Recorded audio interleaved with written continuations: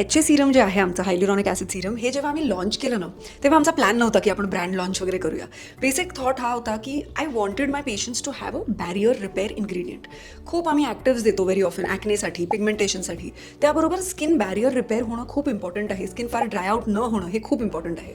त्यावेळेला मी बघितलं जे HA सिरम्स अवेलेबल होते मार्केटमध्ये, एकतर फारच असे स्टिकी होते, नाहीतर फारच पातळ होते, रनी होते, काही कामच नव्हते करत.